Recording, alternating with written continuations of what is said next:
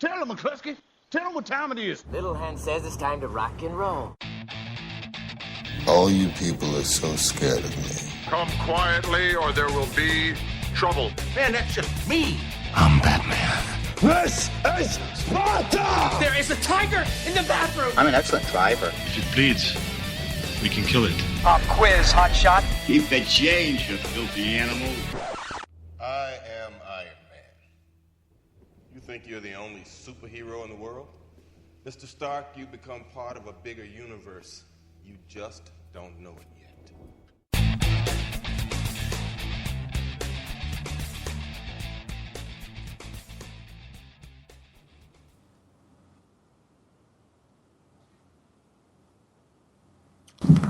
Yeah, why not?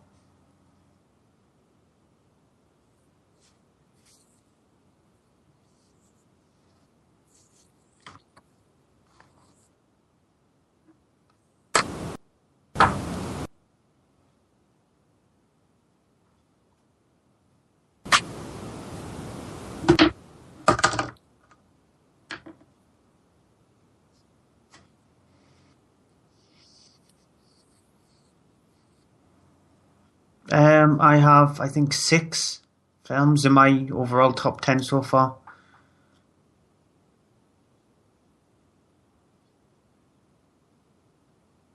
No.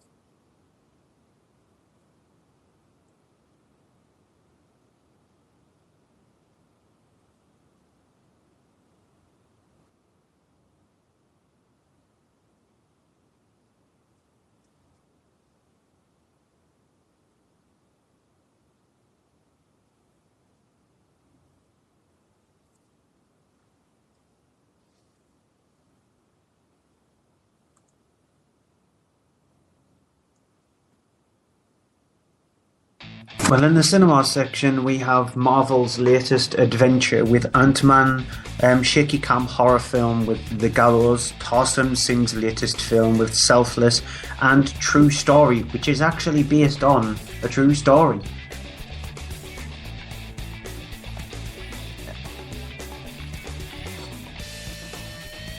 That's so lame.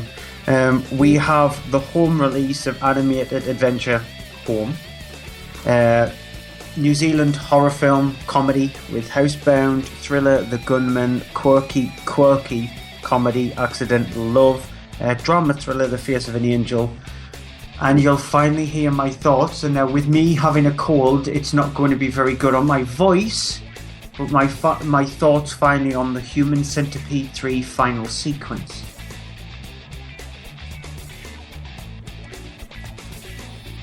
One screen.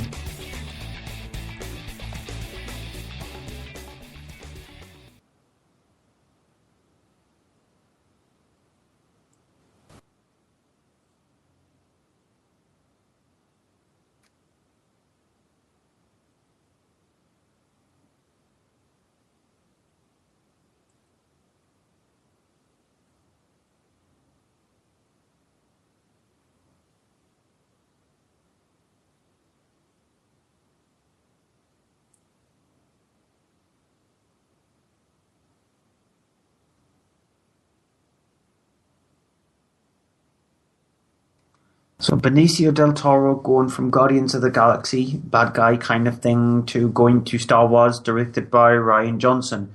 Now, Rian Johnson's Looper. Looper was his last film that he did as well, wasn't it? I love Brick. Brick's a fantastic film, and I really liked Looper as well. Joseph Gordon-Levitt. I wonder if that indicates that Joseph Gordon-Levitt is going to be in Episode 8, because he's been in both of Rian Johnson's last films.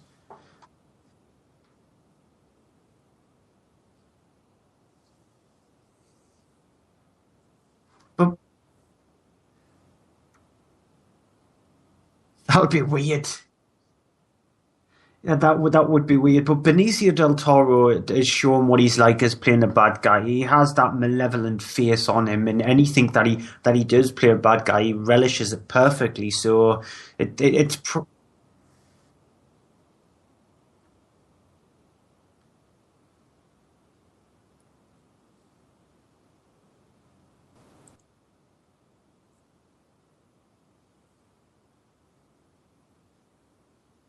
Yeah, so it'll be very straightforward casting on that front, but probably predictable casting and probably is good because you're going to get a decent bad guy out of Benicio del Toro.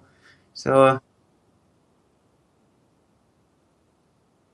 but that shows the diversity behind him, the fact that he can play somebody who's very quirky and offbeat as a bad guy in a way, but sort of not. It's a two-sided person, that the character that he played in Guardians of the Galaxy, and then he could sort of like maybe bring little bits of that to his character in Star Wars Episode 8. We'll just see. I've got quite a bit of news just breaking before we came on air about half an hour ago or whatever. If I can find the news so I can get it exactly right. Well, what I'll do is I'll actually come back to that just so I can find the news properly. But James Bond's latest outing, Spectre, has been given an official release date of October the 26th in the UK. The film will be out the same day as its world premiere, which is the first time that's ever happened with any film. So the film gets its world premiere in London on Monday the 26th of October, and that's when the film will come out officially in UK cinemas.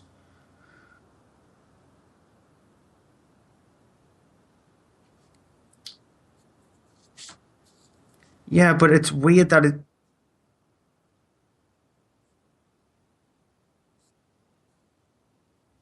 No, but it's interesting to see that a film as big as Bond, which, by the way, the new trailer drops tomorrow morning, around about 9 o'clock. So we'll try and get it up on the site, MondayMovieShow.co.uk, late tomorrow afternoon, because that's one of the only times when we can get onto the site.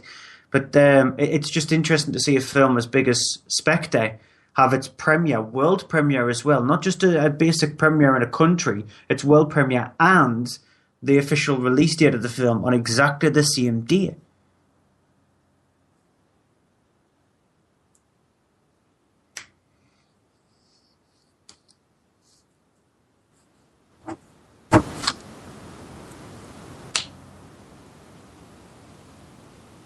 You just want to be different, don't you? To be honest, for me, I will probably end off moving that show to the Tuesday so we can both go and see it and then review it on the Tuesday, so we're early in reviewing the film. Just to be sort of like ahead of anything like the Kermode and May show on Radio 5 Live, because my guess is they won't actually review the film until the Friday. So it'll be ahead of them for once, which will be awesome if we... Yeah, that's true. Cricket, golf, darts, badminton, bowls next probably. The piece of news that I was actually alluding to, I just found the information, is that Pacific Rim 2 starts shooting in November, and it's got its proper title. It's going to be called Pacific Rim 2 Maelstrom.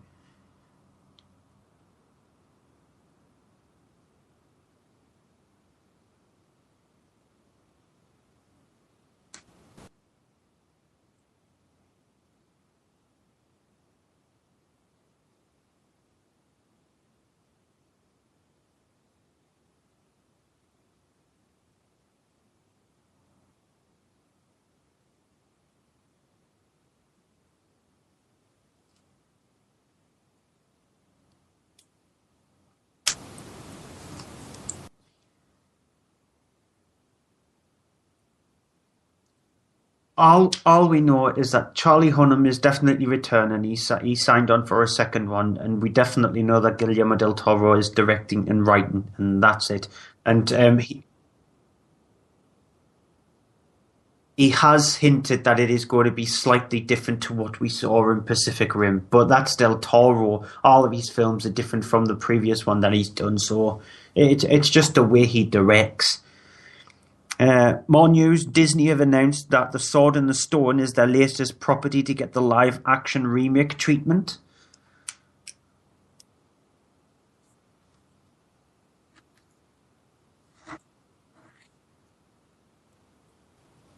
Not that I can recollect, not from Disney. So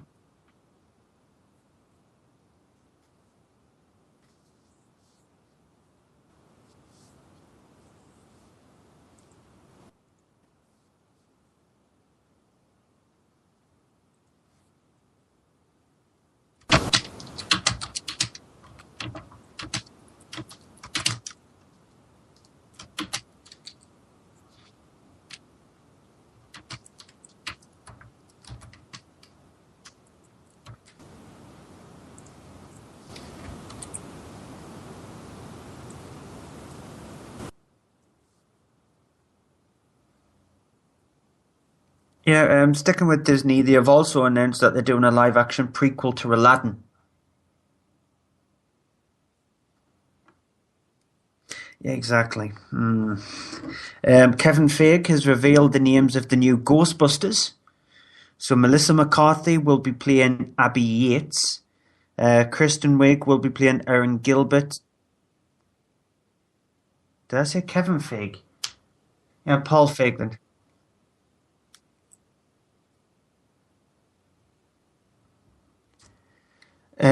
Where was I? I'll have to start again because I lost where I was. So Melissa McCarthy will be playing Abby Yates. Kristen Wiig will be playing Erin Gilbert. Kate McKinnon will be playing Gillian Holtzman. And Leslie Jones will be playing Patty Tolden. They don't roll off the tongue like the Ghostbusters that we know and love. Like Ray Stantz, Egon Spengler, Winston Zedmore. They just don't roll off the tongue like that. Erin Gilbert.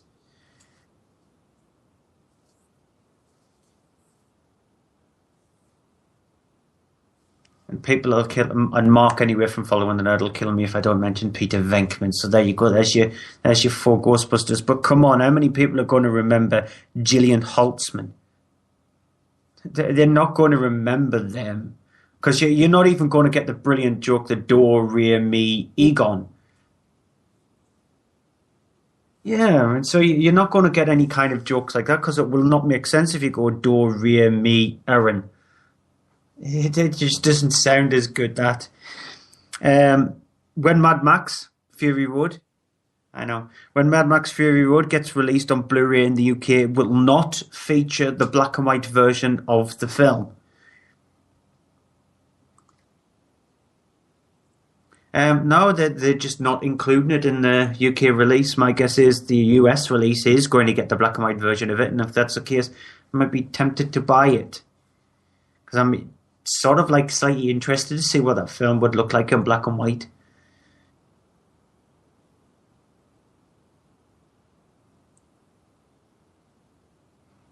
Yeah.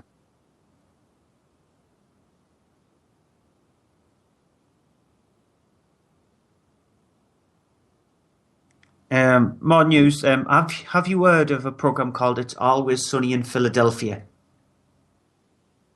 Yeah, well, the director of it, Rob McElhenney, is now going to be directing the Minecraft film. I don't know how the hell they're going to make that into a film, Minecraft.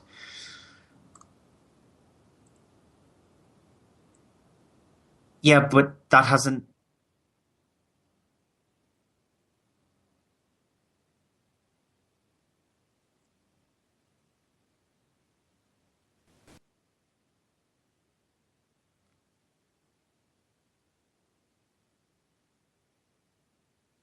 Yeah,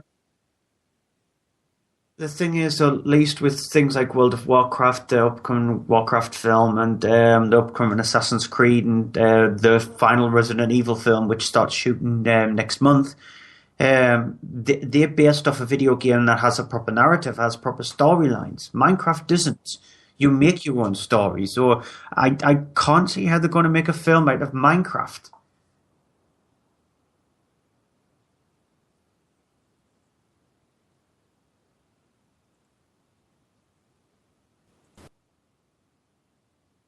All I know is that Minecraft is getting made into a game sort of by Telltale, who do the Walking Dead games and all that kind of stuff. So they're doing a narrative version of Minecraft. So we'll see how that handles.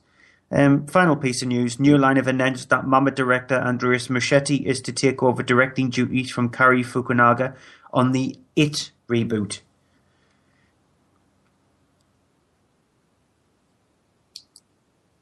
Yeah, I'm glad though it's gone to somebody because Cary Fukunaga, that was going to be his directorial debut, so it would have been something really difficult for him to actually do.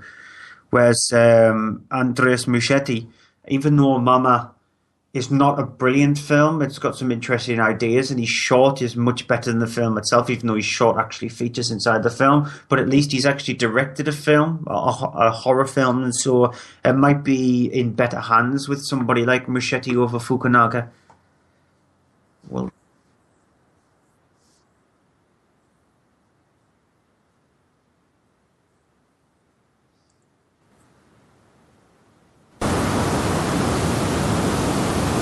Yeah.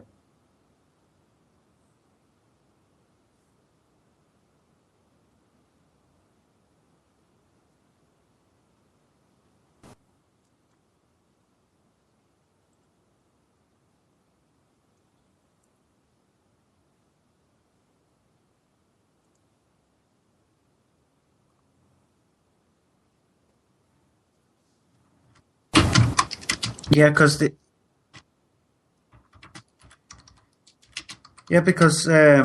ending of Mama was very much like Darkness Falls. The ending of that with the about the Tooth Fairy, and so that I didn't like the ending. It was way too over CGI'd. So we'll see how it handles. But I really liked it, and so I'm glad that it has actually found another director since Fukunaga stepped down.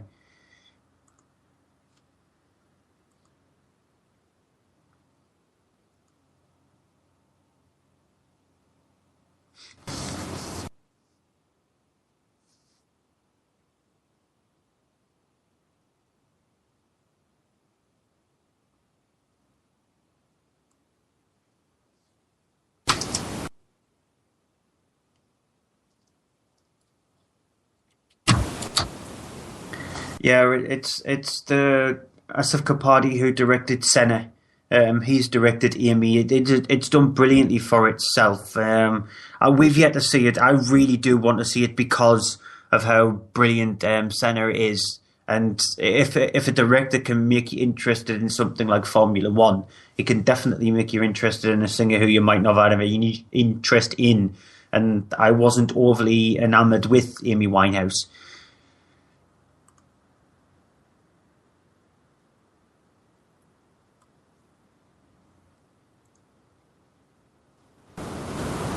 Yeah, it's nowhere near as good as the first film. The first film was entertaining, but it also had its interesting drama side to it. The sequel, it just concentrates too much on the stripping. And I know it is about a movie about strippers, and in this case, a group of strippers who's headed up by Channing Tatum's character, who heads off to a stripping convention, lovely enough, who's run by Elizabeth Banks' character, and along the way they need help from Jada Pinkett Smith's character and a few others. Amber Heard is also the other female in the film itself. It's just not interesting at all because predominantly it is about stripping. So it's a very female-centric movie, and they'll enjoy it from having a few drinks and sort of like a girly night in. Cinema-wise, it just doesn't work. Okay, I'm actually just been restarting some things here because we were told in chat from David Barber saying that he can only hear Stuart and cannot hear me. So I've actually just gone through and restarted some things. Hopefully I'm now coming through as well.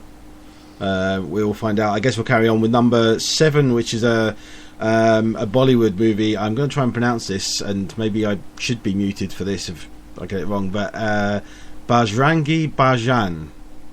That's probably how I would have done it. Bajrangi Bhaijaan, yeah. So I have absolutely no clue what this film's about, apart from the fact that it went in at number 9 at the US box office as well. So the Bollywood films don't even ever crack the top 100 in the US charts, and so it's managed to get in at number 9. It's the most successful Bollywood film of all time. It broke records in India. So that's all I know. That's it, to be honest. It probably features song and dance and some kind of drama as well, because you get that in every single Bollywood film. We don't really get to review them. We don't really see them, so unfortunately that's as much as we can go on it. Number 6 is Terminator Genisys, which I thought was pretty rubbish, to be honest. There's too many plot holes in the film itself. Jai Courtney is still proving that he cannot act at all. I don't hold any hope for him in Suicide Squad. It's just Arnold Schwarzenegger was just brought back because the fact that he wasn't in the last one, and there was a lot of uproar regarding that, and so they needed a familiar face from the series to come back, and all he's given is sarcastic quips, and that's about it. And for me, the film itself wasn't entertaining enough, and it was just bogged down with just too much mundaneness. I didn't mind it, but you raise a point that I'm just wondering there, is the fact that, why bring back Arnold Schwarzenegger to appear in the film if you're recasting the characters of Kyle Reese and Sarah Connor that you've had in films before and are now being played by obviously younger actors, but and in a way, why not recast the Terminator as well? And if you're also trying to change the storyline, you're trying to change the timeline of the Terminator series. So why bring back somebody who is embedded in the main crux of the sort of like, you might as well say the trilogy, the first trilogy of the Terminator. So what was the point in doing that? It's just because the fact that they needed some familiarity, and they realised that if they didn't have somebody like Schwarzenegger coming back, it wouldn't do very well at the box office at all. Yep. We'll skip over number 5, which is the new the sort of the live performance of Andrew Rio's concert in 2015, and go on to number 4, which is Jurassic World. It has now just become the 3rd highest grossing film of all time. It is now the highest grossing film of the year, beating Fast and Furious 7.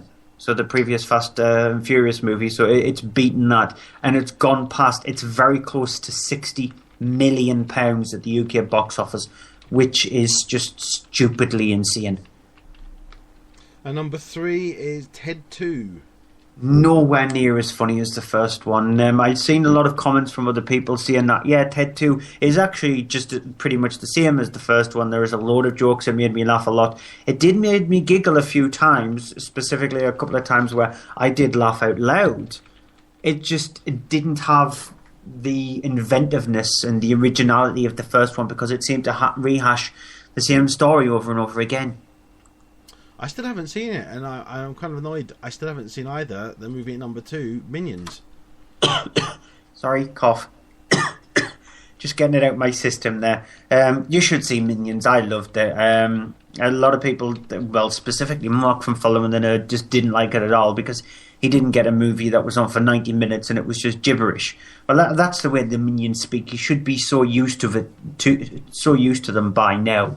They're not going to always constantly speak English. There are some English words in there, but you should be used to it. You've got other characters in the film itself, and I think they're the parts that drag it down. Scarlet Overkill, who's voiced by Sandra Bullock, I think she's the weakest part of it. And so it's not as good as Despicable Me 2, but it's still brilliant entertaining, and you definitely really need to see it for that scene involving 3 guards at the Tower of London. You just need to see it for that, because that cracked me up both times I saw the film. Okay, well, that means the number 1 movie, which is not really so much of a surprise, but obviously because we are on a Tuesday, means we are now on to the next week's top 10, which means that it is the next movie that we're going to review first in the actual cinema releases. Ant-Man is the movie that is number 1. Before you actually go into the review of Ant-Man, I just want to say this is the 3rd worst taking Marvel film since Kevin Feige is a producer on the series. So 12 films in the Marvel series, and this is the 3rd worst taken out of them, behind just in front of I wrote them down on the site as well, The Incredible Hulk and Captain America, the first Avenger. Well, I'll go straight into it then with my review of it. It's directed by Peyton Reed, who it was sort of a big thing at the time, but before the movie came out, Edgar Wright had been involved in directing it. He ended up stepping away for creative differences over sort of arguments with Marvel. Peyton Reed stepped in, took over the role, and obviously has done an adaptation of whatever the script stage was at, from Edgar Wright's screenplay, and what Marvel has sort of asked him to put into it to be sort of the version of the film that they want. The film follows the character of Paul Rudd, the character of Scott Lang, even played by Paul Rudd, who is a man who we're introduced to after a sort of a little intro which sets up sort of Ant-Man elements in the Marvel universe. We're introduced to him as a recently released prisoner, a cat burglar who is sort of just after having done a small stitch, getting out, trying to get to grips with his life again, and deciding, I'm no longer going to be a thief, I'm not going to do this, because of the fact he has this young daughter who he's never seen really and never been around for, and wants to sort of clean up his act and be around to sort of see her and be part of her life. Things don't necessarily go to plan for him. He is sort of sort of stuck in a situation where he needs a lot of cash to do something so he can then be able to be in his daughter's life, and so ends up deciding that he is going to take a job from several of the people that he knows, including Michael Penn plays Lewis, who is one of his friends who kind of is a sort of member of a crew that kind of bring him in because of this job that's been heard of, to go and steal something in this old man's safe in his house. Here's a clip. Man. What is it? Well, they weren't kidding. This safe is serious. How serious we talking, Scotty? It's a Carbondale. It's from 1910. Made from the same steel as the Titanic. Wow. Can you crack it? Well, here's the thing. It doesn't do so well in the cold. Remember what that iceberg did? Yeah, man, it killed DiCaprio. Killed everybody. Not to kill the old lady. She still throw the jewel into the ocean. What are you doing? I poured water in the locking mechanism and froze it with nitrogen. Ice expands, metal doesn't. What are you doing now? Waiting.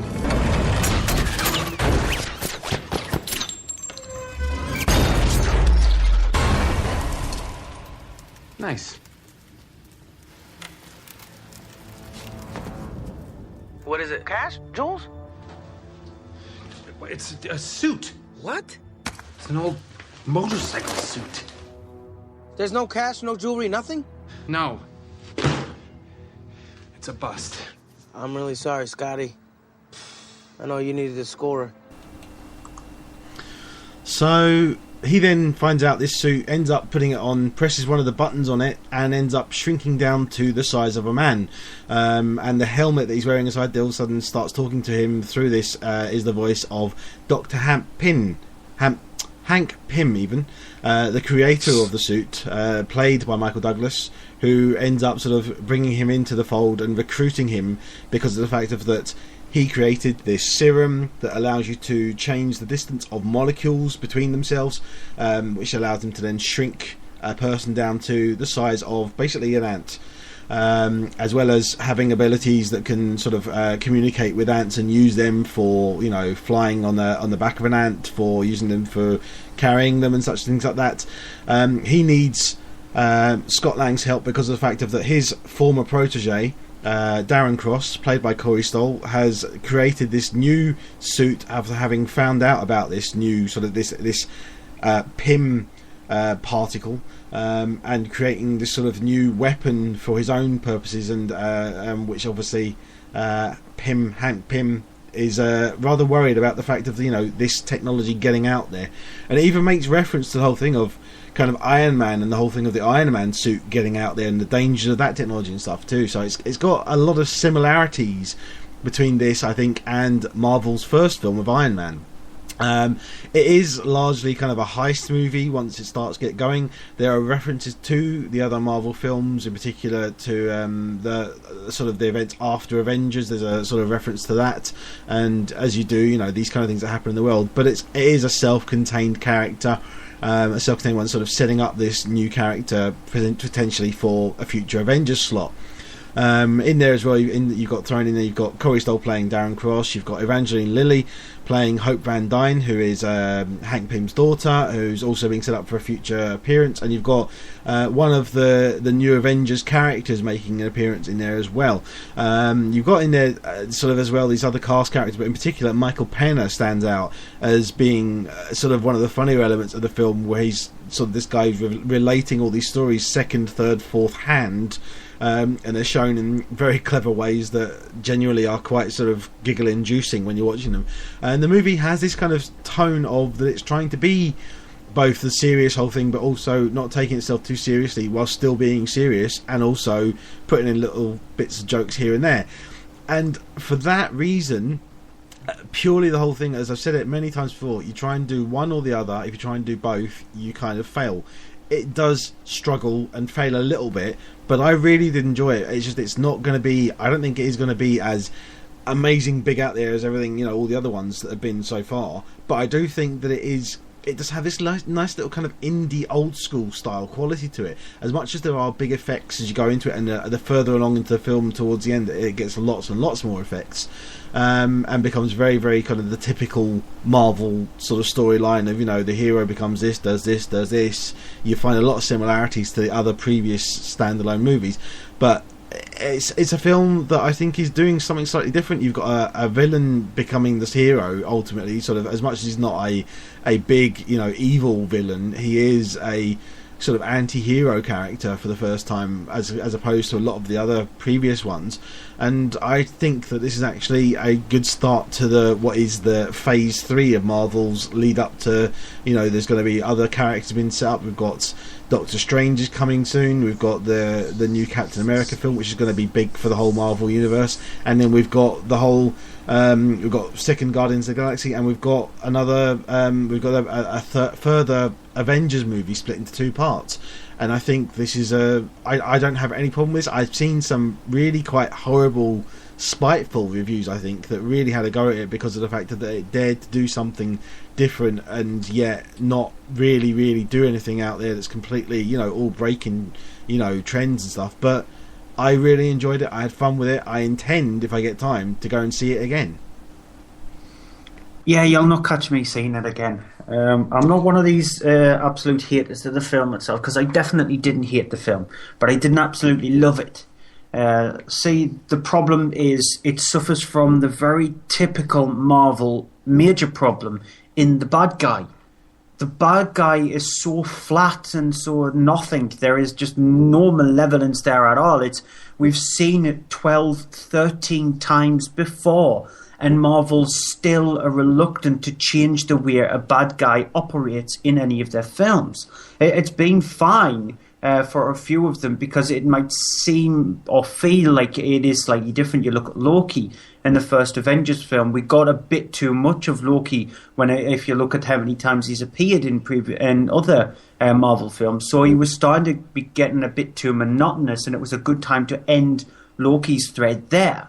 And they haven't seemed to change very much. Corey Stoll is the person who plays the main bad guy in this, who plays Yellow Jacket, or Darren Cross, and it's just there is nothing there. Michael Pena is brought in to be the comedy of the film, even though Paul Rudd, who plays Ant-Man, he's very deadpan, and he's the where he actually delivers his lines, and so every now and again you get a few sarcastic quips there, not as bad as Iron Man, but Michael Pena is sort of like the humorous element to it, and it works because it alleviates some of the problems with the film. It makes it give you a bit of a breath of fresh air, and so he was fine in the film itself. Michael Douglas, surprisingly, I actually enjoyed his performance. I thought he was really well cast. It was interesting casting when people heard that he was going to be in a Marvel film. Yeah, the uproar is, what? Michael Douglas, the age he is, he's going to be in a superhero movie? And I think he silenced these naysayers because I thought he was fine in the film. There's even, just on that point, a great opening sequence where they've done the whole digital de-aging, and he looks amazing. Yeah, so I think he did really well. Same with Evangelina Lilly. She doesn't do a lot, and yeah, her character seems to end up in very typical roles in the film, but I thought she was fine as well. It's the bad guy which I had a problem with, and it's the other problem I find that Marvel films suffer from, and it's the middle dip. The middle section of the film is where it sags a lot and where it gets dragged down with them trying to add emotion or some drama to it, and in my opinion, failing. Because it's, again, the same thing we've seen 12, 13 times prior to Ant-Man. So for me, it's not a bad film. It's not up there with the worst of Marvel, which includes Iron Man 2, because I hated that film. I really didn't like it at all. I actually found this better than Iron Man 3 as well, because I didn't like Iron Man 3 neither. So I found it better than that. But I still think it's only average. It's not the brilliant film that a lot of people are making it out to be, but it's not the bad film that some people are making it out to be as well. I think it's been kind of restrained a little bit because I don't think it's had as big a budget. I'm not sure actually what it is. 150 million. Yeah, I don't think it's been as big as they would have had for some of the other more established ones. They have gone a bit low. I mean, it's still big, but I think because of that, it's meant that they have reeled it back a little bit of them from what they possibly could have done, which would have been, I think, over the top. From what I can gather as well is that you can see Edgar Wright's hands all over this. But you could see where the tinkering happened as well. When Edgar Wright left and they brought in a different director, you can see where that different director has messed around with it. And I don't think he's messed around with it for the better. I think if Edgar Wright stuck around for the entirety of the film itself and saw out his idea, I think it would be a much more stronger film, because Edgar Wright has this very witticistic way of creating films, and it's got that in the film. It's got Edgar Wright's heart in the film there. But if you managed to finish it, it probably would have been a much better whole than what was actually provided. But that's just my opinion. So, what else is there out this week? The Gallows, which is directed by Travis Clough and Chris Loafing, and it is from Blumhouse Productions, and it's one of those small budget horror films, shaky cam horror film with a very simple premise. Set 20 years prior to the events that happen in the film itself, a play occurs at this school, and an unfortunate accident happens in this play. They create a stage play called The Gallows. And in The Gallows, there's a scene where one person is actually taken up to the gallows and hung. Well, that scene ends up going completely wrong, and the child is killed. And so fast forward 20 years, and The Gallows is going to be reenacted. They're going to do the stage play for the first time. And the main actor in the show, he's a football player, a jock at the school, and his friend, who is videotaping absolutely everything, has decided to take the mickey out of him. And one night, to try and get him away from the play, to give him an excuse so he doesn't have to do it, he says, why don't we just go into the school late at night and let's just hijack the stage play so it looks like somebody's messed around with it, and it gives it a reason for it us to not actually do the play anymore. So along with a couple of other people, they decide to break into the school.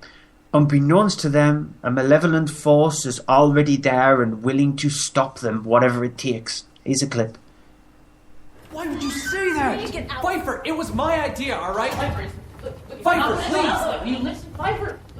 Pfeiffer, it was my idea. Stop talking for a second. You've done enough. This play is an embarrassment. Shut up! You're going to embarrass everybody. This needs to stop.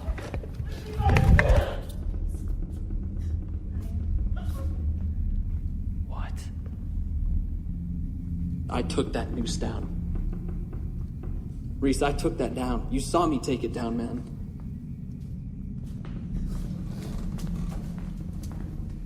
The stairs? Can you guys please stop messing with me? This isn't funny. We're not messing with you. What did you guys do? Shut up. Don't tell me to shut up. Stop, Pfeiffer. What do we do? Go to the office. There's a phone there.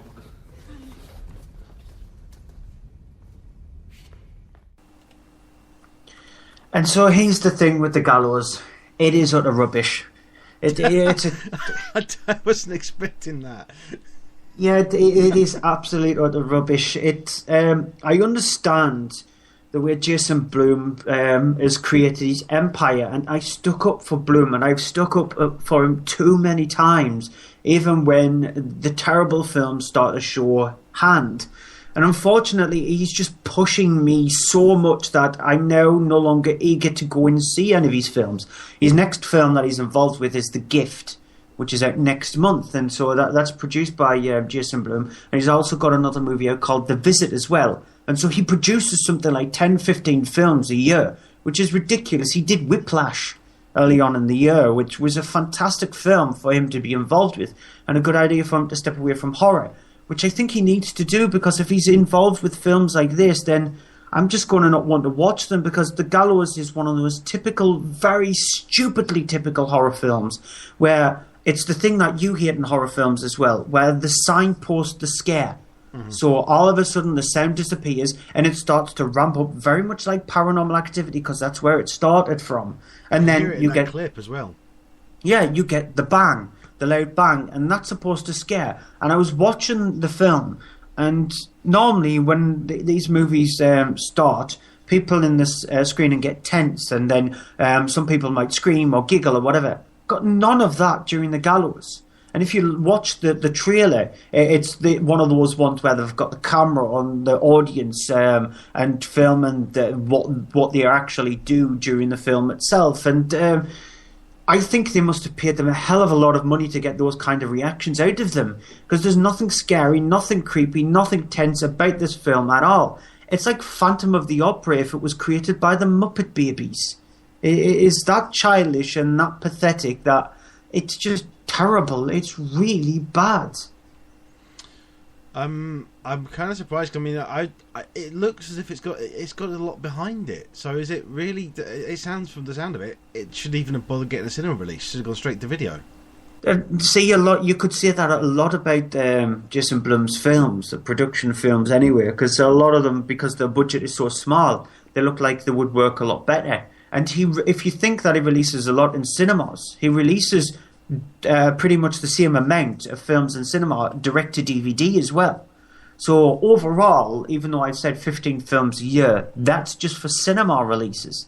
Add another 15 on top of that, and he's got a production credit of more than 30 films a year, which is ridiculous for somebody like him. And so you can see why Blumhouse Productions is this huge, massive behemoth now, because he creates films, or he's got budget for films, which is less than $5 million, and they make their money back within the weekend. This film took $10 million.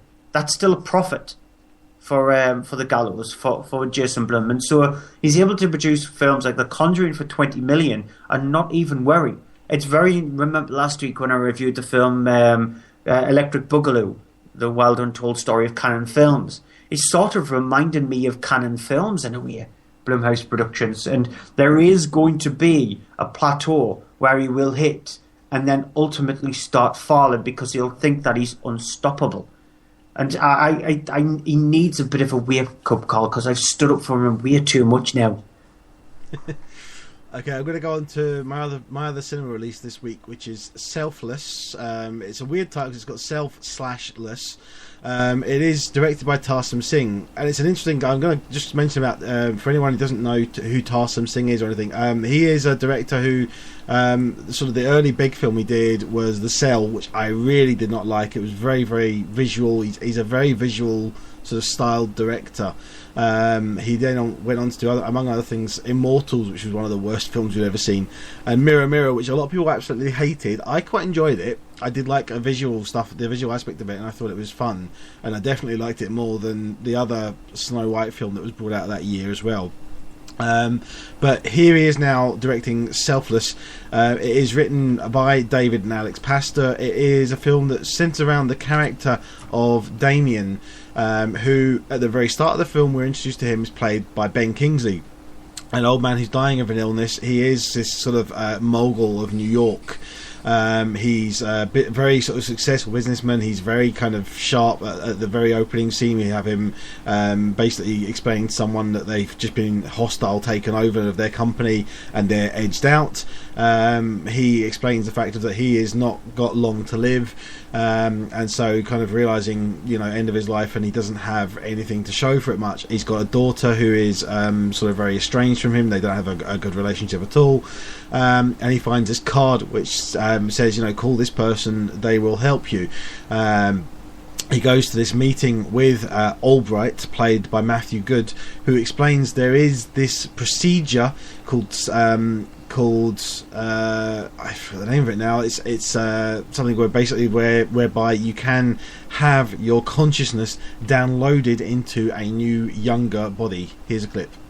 We cater to the great, the visionaries, whose loss would be a blow to all of us. Simply put, we offer humanity's greatest minds more time to fulfill their potential.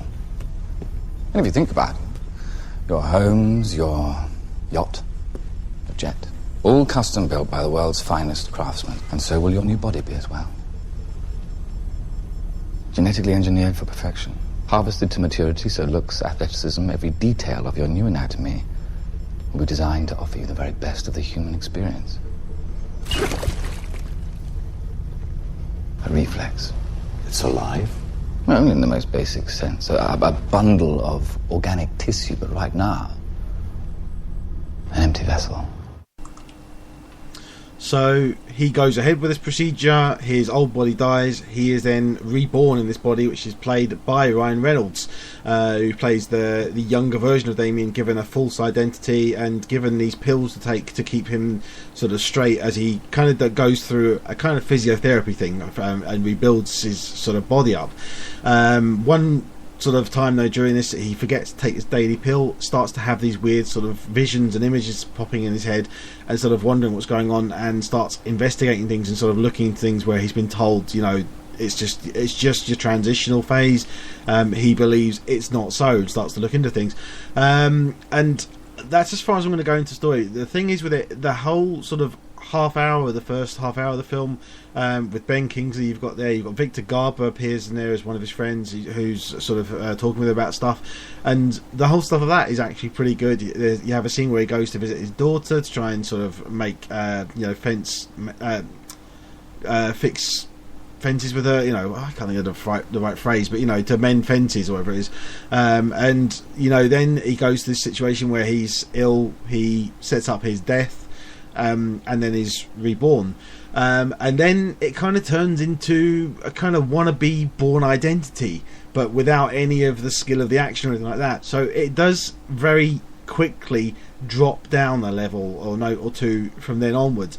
The thing that's surprising is the fact of that there's a lot more character to it from that point onwards than I was expecting, and Ryan Reynolds is perfectly fine in it, and there's interesting things of the, I don't want to spoil what it is, but there's things that go along, and you have the character actually becomes very interesting when he starts to learn out these things and find out these things, and I actually started to get into the character, get into the story, and I enjoyed it. The one thing I would say about it is it's very Tarsem Singh light. It doesn't have really any of his very weird symbolism, his very weird visual styles that he puts into his film.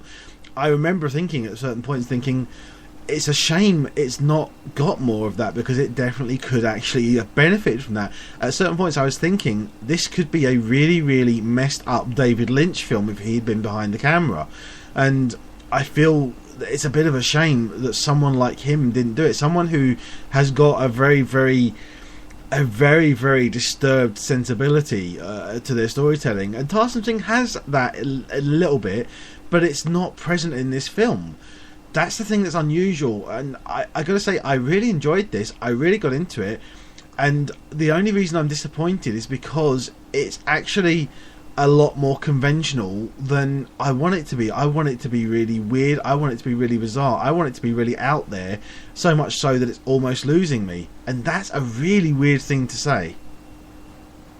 Okay, okay.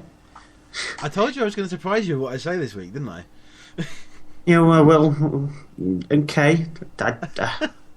I think I probably should just go on to the final film then, because I don't know where to follow on from that then. I'm curious to see what you think of it, because it's a film that's been released with a very, very limited advertising. I don't know what kind of release it's had in the cinema. It's not made it into this week's top 10. I doubt it will now, and I don't know what kind of business it's doing, but I have to say I'm kind of disappointed it's not doing better, because it's got, Matthew Good in there as well. Matthew Good's creepy in his role that he plays, and it's got this kind of weird sort of opulence, especially in the first half of it. It just kind of pitters out a bit by the end, but not in a disappointing way. It just kind of because it has to. Yeah. Okay then. Okay then. On the True Story then, which is the final cinema release of the week. It's directed by Rupert Gould, and it's based on a true story, ironically.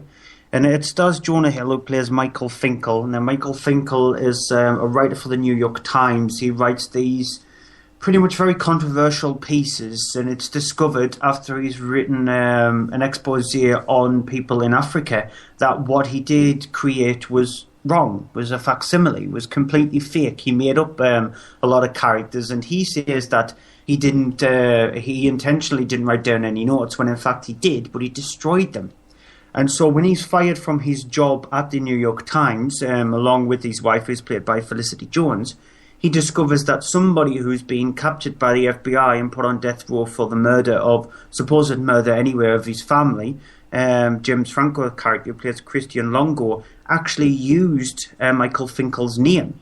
And so Finkel is interested in this, and he's wondering why he used his name. So upon investigating that, he discovers that Longo used his name because he respected Finkel. He sort of like followed his path and followed exactly what he did. And ultimately, he wants Finkel to help him out to discover why he did what he did. Here's a clip. I can't tell you what really happened.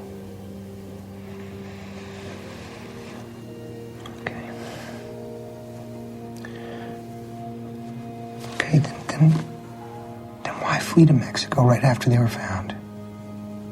I mean, you have to understand that makes you look incredibly guilty. Sometimes you have to accept looking one way in order to protect something more important. Chris, if you're hiding something from me, I will find out. That's what I do. I look everywhere.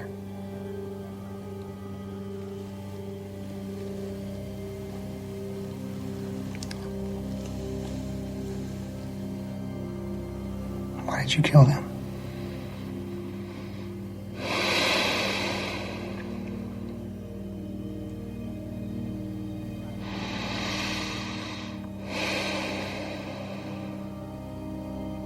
I didn't kill them.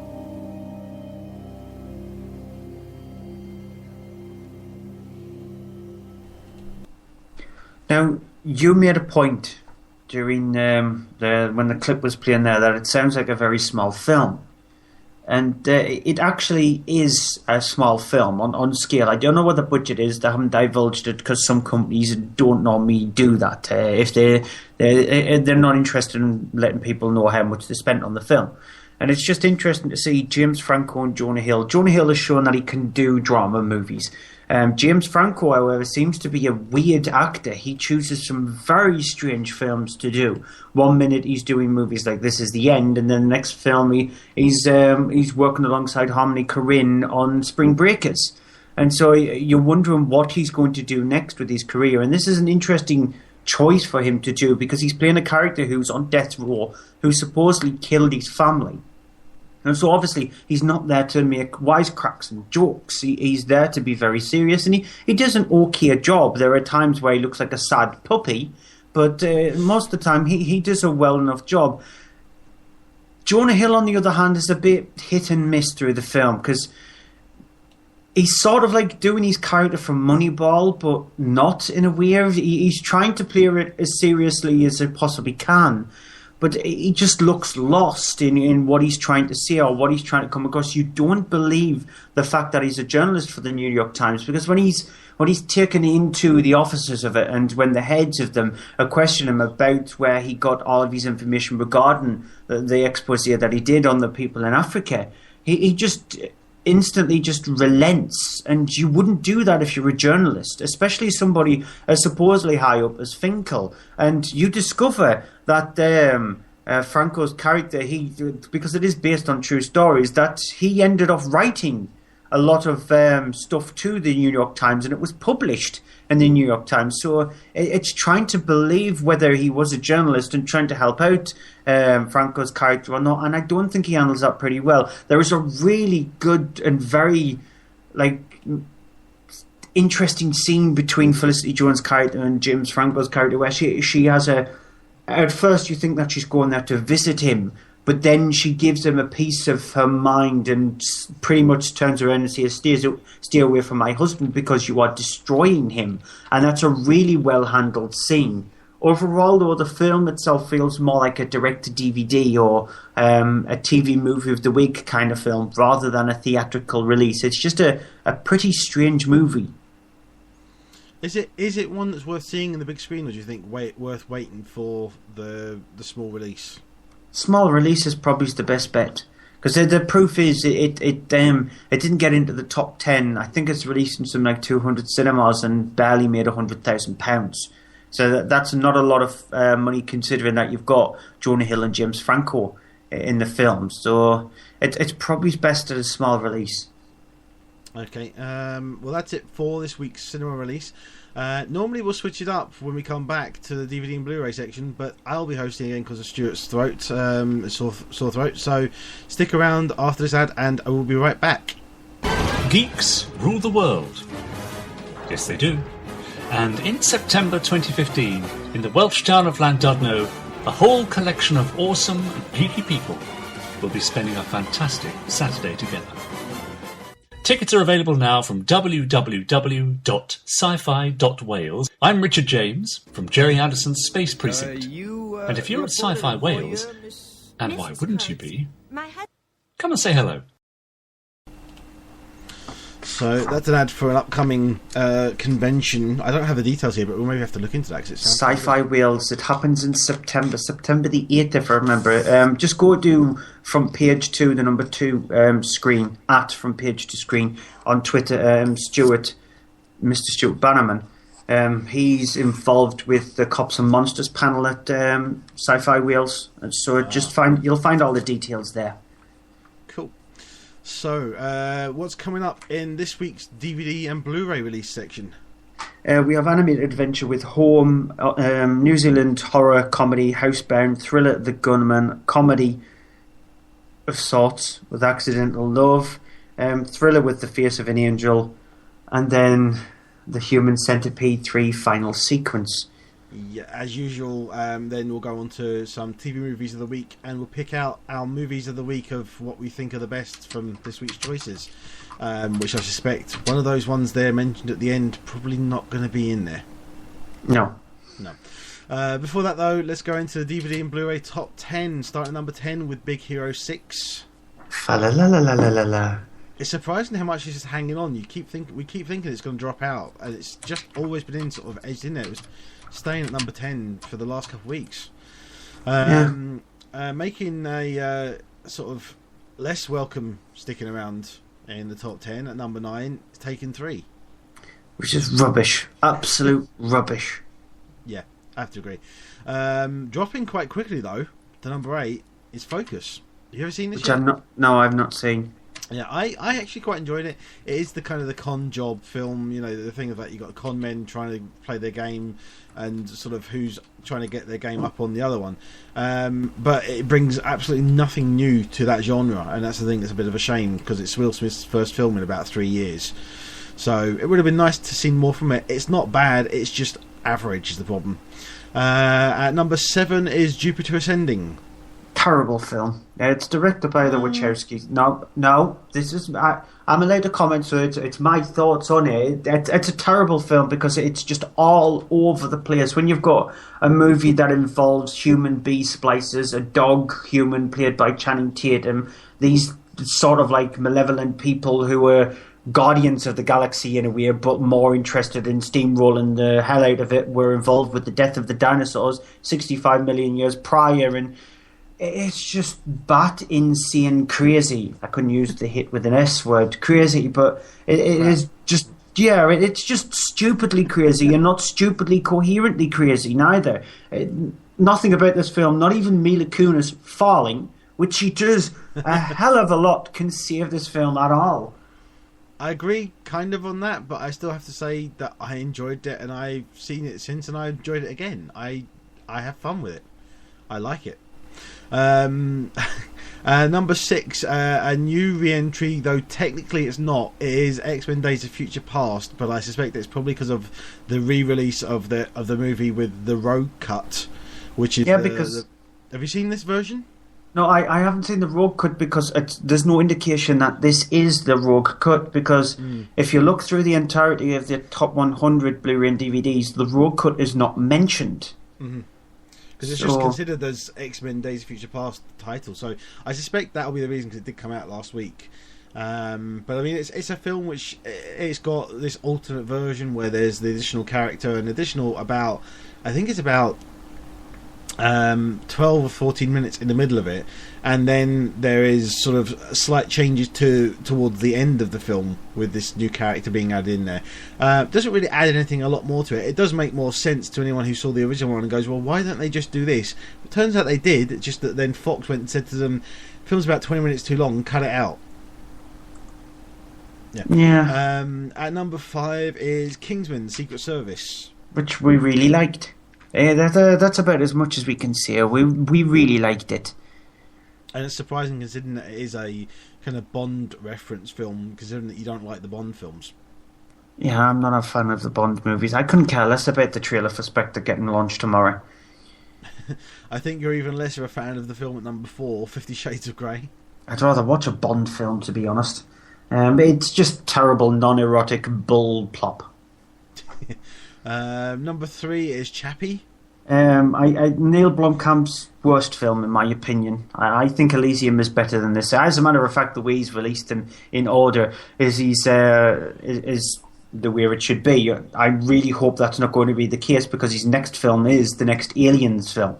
So if that's going to be their worst film, then I'm going to cry, because it's been too long since we've had a really good Aliens film. I really liked Alien 3. I'm with you regarding Alien 3, and I quite liked elements of Alien Resurrection as well. But it's just been too long since we've had a good Alien film, and so I'm hoping that bucks the trend with this and be the best one. But it's got some decent ideas that's taken from Elysium and District 9. It's just some of it just doesn't gel very well. I'll get on to issues with you another time with Alien Resurrection, because there's a whole other sort of thread of things there. Dropping down from last week's number 1 to number 2 is the second best exotic, Marigold Hotel. Which it's a very TV movie. This thing, it's fine. It just has too many story strands to try and stitch together. It would have worked much better for one of these special TV shows that the BBC shows over Christmas. So maybe it's like a 3 or 4 or 5 episode TV show where you can concentrate a little bit more on the characters. I kind of agree with that. Yeah, I think it would have maybe done. I don't know, maybe sort of a lot of things, but maybe even just a 2-part thing would have maybe been, a little bit more better sort of pacing. I think it does feel a bit crammed, which means the new number 1 straight in at the top is Woman in Black: Angel of Death, which is nowhere near as good as the first Woman in Black, because it uses up pretty much some of the stuff from the first one. And the first one is very creepy and very malevolent. This one, it is rated 15, whereas the first one was rated 12A. Just barely got a 12A as well. And so you can see that they tried to up the scares, and unfortunately, by doing that, they manipulate the film just way too much. So it's not interesting at all. I haven't seen it, and I won't see it because I still haven't seen the first one, and I'm not interested. Yeah, I to be honest, I wouldn't. Okay, moving on though, we've got several films to get through now, and starting off with Home, which is the new animation from DreamWorks Animation, directed by Tim Johnson. It is the story of O, the alien boov, who is voiced by Jim Parsons from Big Bang Theory. It has him and the entirety of the boov alien race come to Earth, and essentially not mean to actually take over and imprison, enslave the human race. Basically end up doing that. They doing this along the way, put all the humans on an island in Australia, set them all up in kind of like little villages and leave them there because they believe that the human race is kind of like these creatures that are just pets. They are a race, the boov are a race that have been sort of running through the galaxy trying to hide from this alien race that's chasing after them, trying to destroy them, and so they've decided to seek refuge on Earth, take it over, put all the humans there, but not all of them managed to get captured.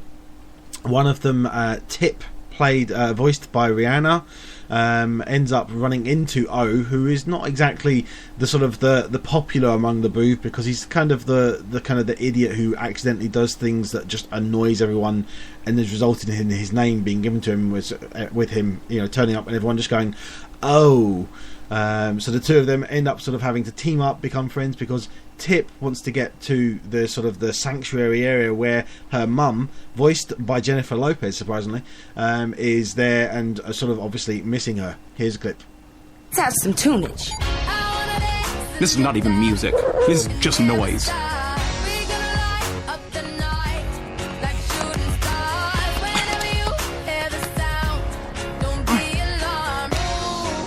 Involuntary physical response. Confusion.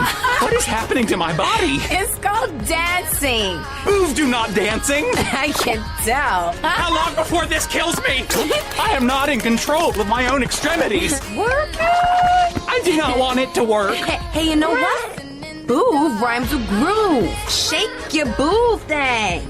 It is shaking in a most undignified way. Oh no! My hands are in the air like I just do not care.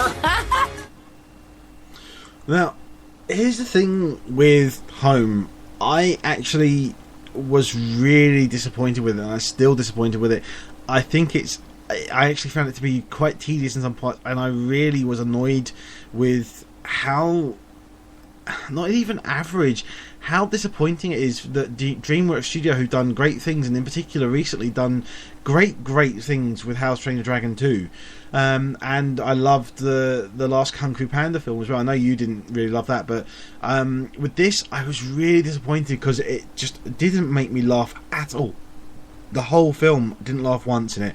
The character of O is a little bit annoying, but it's not anything special about it. There's nothing in particular that stands out, and I agree more on further watchings that hearing the character, especially listening to that clip there, you do hear it and just go, oh, it's Sheldon from The Big Bang Theory. I don't get as well with Rihanna being cast as a young girl voice. It really should have been, I think, someone else actually younger doing the voice. I don't think her voice entirely works for it.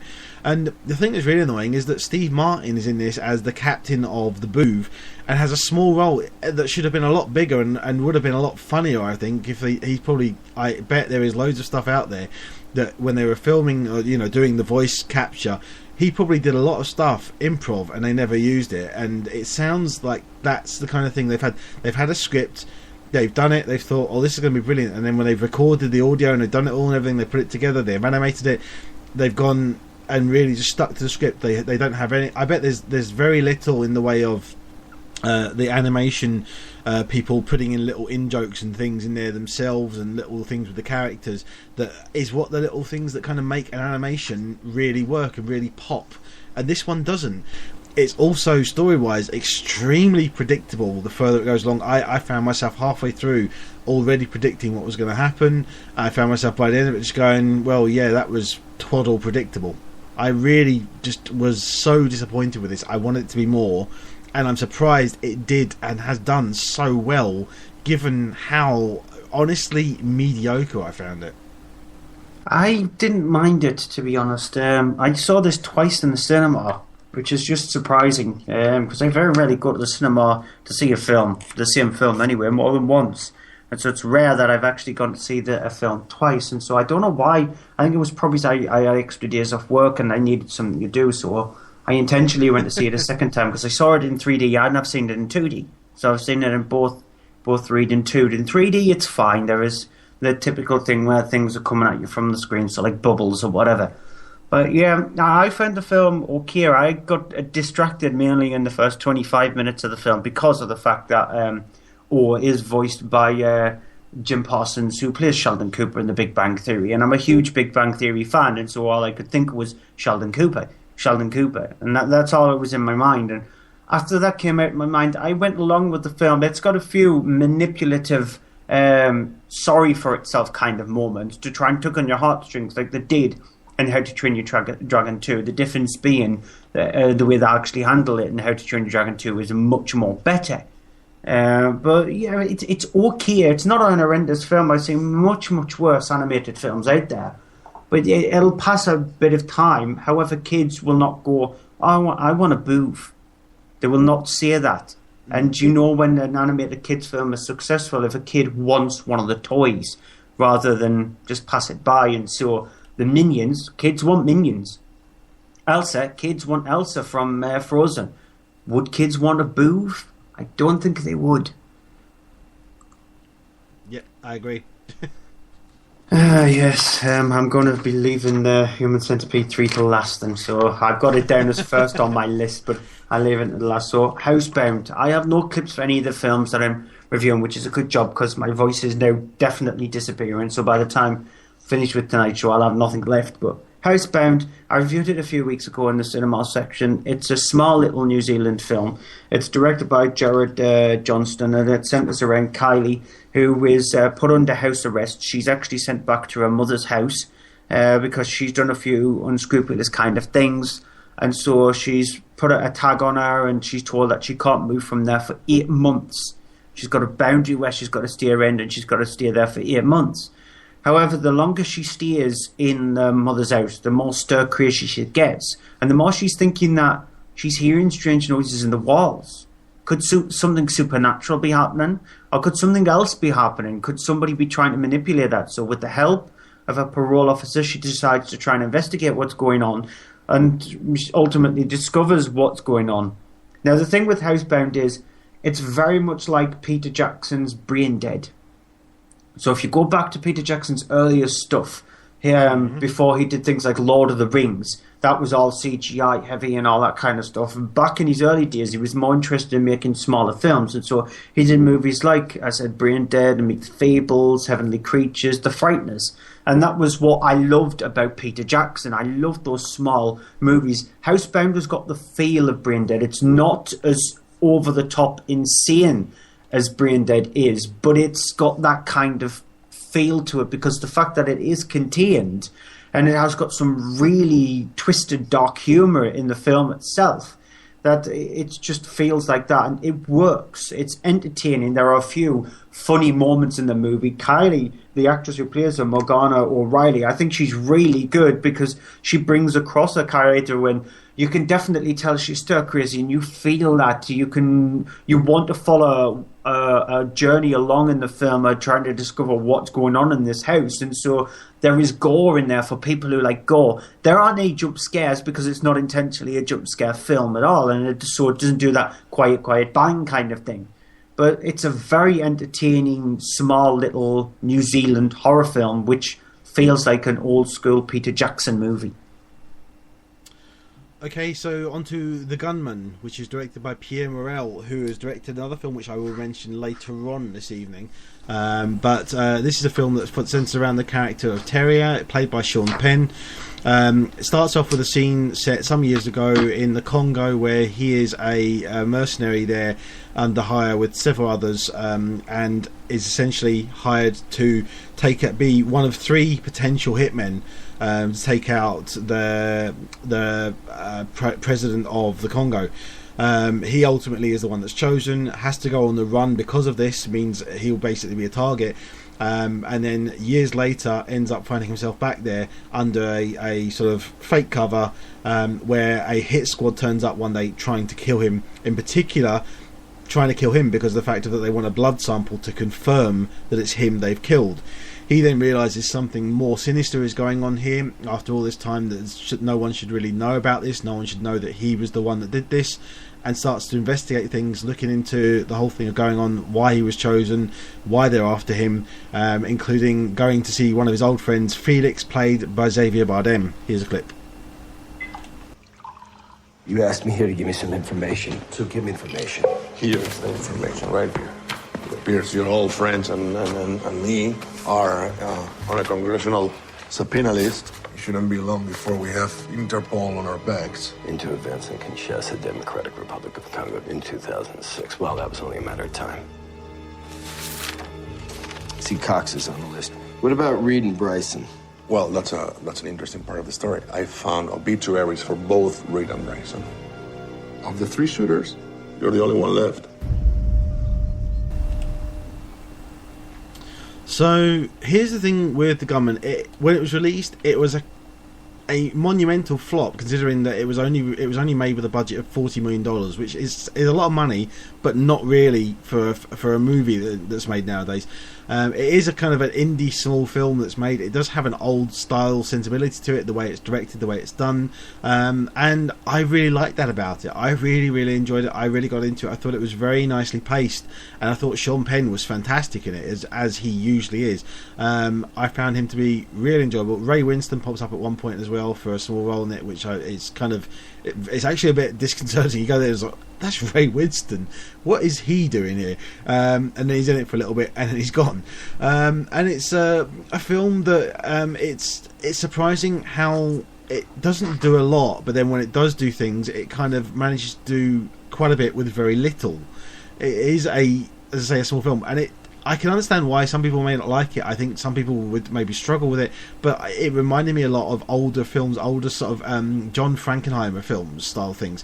I mean, he did things like Ronin, which was a more sort of a big actiony style one, that had big chase and stuff. This doesn't really have that, but it's kind of the same sensibility of that kind of it's adapted from a novel based on a novel by John Patrick Manchette, I don't know how to pronounce it, and it's his basically.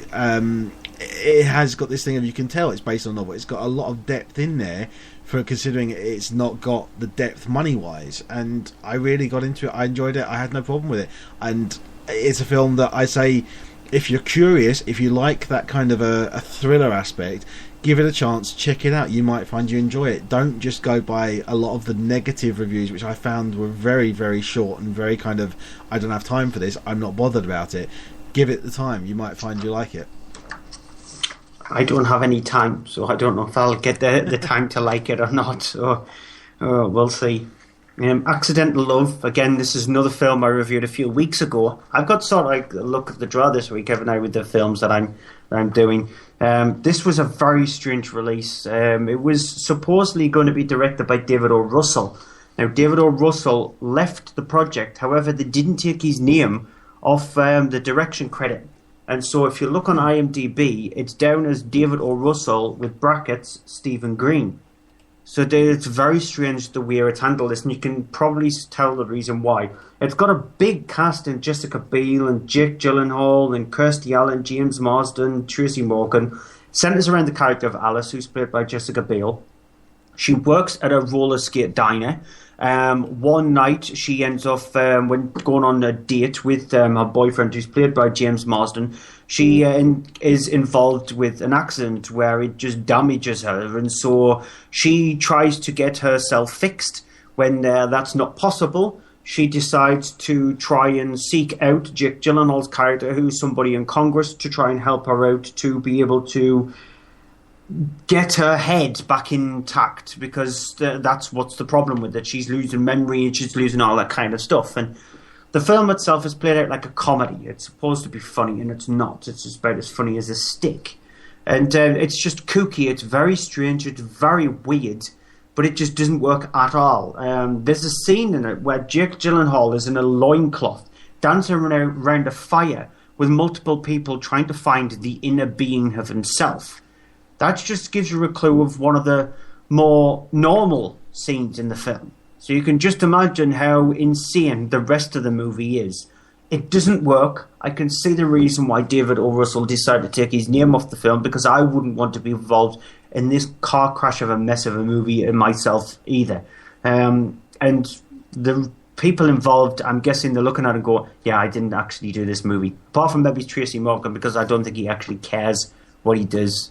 So it's a really bad film. Don't even watch it if you're a fan of David O. Russell or Jessica Alba or Jake Gyllenhaal. Don't watch it, because it'll tarnish what you think of them. Okay, the last movie I'm doing this section is Face of an Angel. It is a movie which is based on and I forget the name, I don't have the name here to hand, sorry, but it's based on a true story. It's not actually the true story of it, but it's basically a similar story of to do with a murder of a young American, and it's not actually the story of the murder and the investigation. It's actually the story of the reporters that were looking into it, and the journalism and a documentary filmmaker, amongst them Kate Beckinsale playing one of the journalists and Daniel Bruhl playing the filmmaker, who are there investigating the thing, so looking into it while she's investigating it with all of her sort of colleagues to actually report it. He is actually there though, so he can investigate it, so he can write a script and do a screenplay based on it. And the thing is, it's absolutely one of the most boring films I've ever watched. It's that boring, I nodded off twice while I was watching it.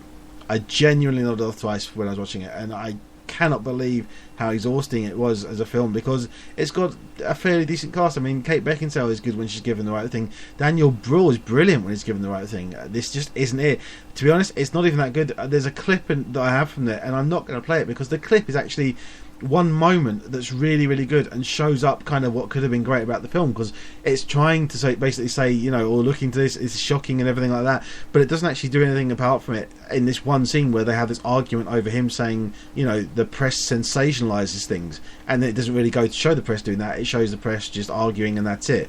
And it's awful. I looked at it and I thought, Kate Beckinsale's on this, you know, Daniel Bruhl. Why haven't I heard about this? Why haven't I seen anything more about this? I can tell you why. Because anybody who actually sat through it and either hasn't woken up is still in the coma now. And that's why, you know, anyone that was really, really engrossed in it has probably slipped into a diabetic coma and not woken up to be able to say, you know what, see this or don't. I haven't heard anything about it, but I'm saying stay away. Yeah, it can't be as bad as what I'm about to unleash. I wish I could actually speak properly, because the fact that this movie, it definitely... Now, it's the Human Centipede 3, the final chapter. Now, if you want to hear my true 100% thoughts on it, listen to From Page to Scream, last month's podcast, because I was able to release my inner hate on this film, swearing and all. So listen to that one if you want to hear what I actually fully, truly thought. This one, it's directed by Tom Six. It's his third and definitely last in the series of the Human Centipede trilogy. Now, the thing with the first Human Centipede, it centered around a doctor who was played by Dieter Lasser. And this doctor came up with an intriguing idea of stitching three people together to make a human centipede. Now, the sequel centered around a character called Dwight, who was played by Lawrence R. Harvey. And in that movie, he was obsessed with the original Human Centipede, and so he decided to come up with an idea of stitching together multiple people to create his own centipede. Now, that movie was cut badly. It was banned originally, and then it was released as an 18-rated certificate with lots of scenes cut out. The third in the series brings both of those actors into a prison in Central America, and so Dieter Lasser plays Bill Boss, and Lawrence R. Harvey plays Dwight again. And what they've gone and done is sort of like made it very meta. And so Dwight is obsessed with the original two Human Centipede ones. And he keeps on showing Bill Boss a good idea of stitching together the inmates at this prison centipedes. And so that's his brilliant idea. And so it tries to be meta. And thrown into the mix, you've got Tom Six. He pops up into it. You've got ex-porno star Brie Larson, and Eric Roberts plays like the top of the head honcho kind of people. And so you throw a lot of actors into the biggest cauldron of excrement possible. You mix it together, add even more of it on top. Then you get the main actor to shout every single one of his lines and be the most obnoxious, downright deplorable people you will ever witness on the screen. And you're giving the biggest crap cake possible. It's full of just the worst things you will ever witness in a film. It's deplorable to both women, to men, to even centipedes. If centipedes were sentient and able to watch films, they would just look at this movie and say, I'm suing him, because they're giving us a bad name. The film itself is horrendous from the first second that the opening credit starts to the last second to when the closing credits finish. It's one of the worst films I've seen of this decade. It's so bad that I just hate myself for having to watch it. And I watched it a few weeks ago because obviously I've reviewed it for different places, and I solely wish I could swear on this show because it's the only way I can get across on how much I hated this movie and how much I hated myself for watching it. Okay, well, not quite the rant that we were expecting, but I think that's... I don't have the voice to do the rant. That's it, just for this week.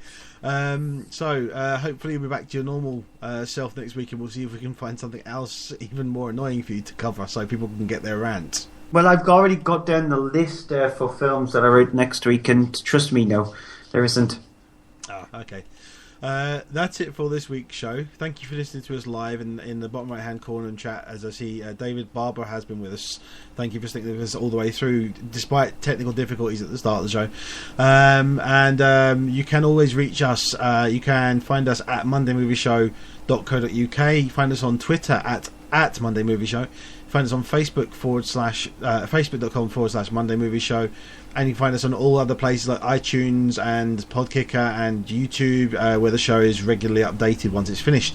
You can also check out a few places we do normally shout out: followingthenerd.com, where Stuart does make appearances when they have a show, and on FromPage2Screen.com with the number 2 in the middle, which is Stuart Bannerman, who is involved in a lot of sort of small indie films in the UK and dealing with those. So if you're interested in seeing what's going on in the UK sort of indie films being made, then have a look at that, because he has a lot of contacts there and a lot of details from things that are ongoing. So without anything else to do apart from TV movies of the week and movie of the week, so we'll get through them in just a moment.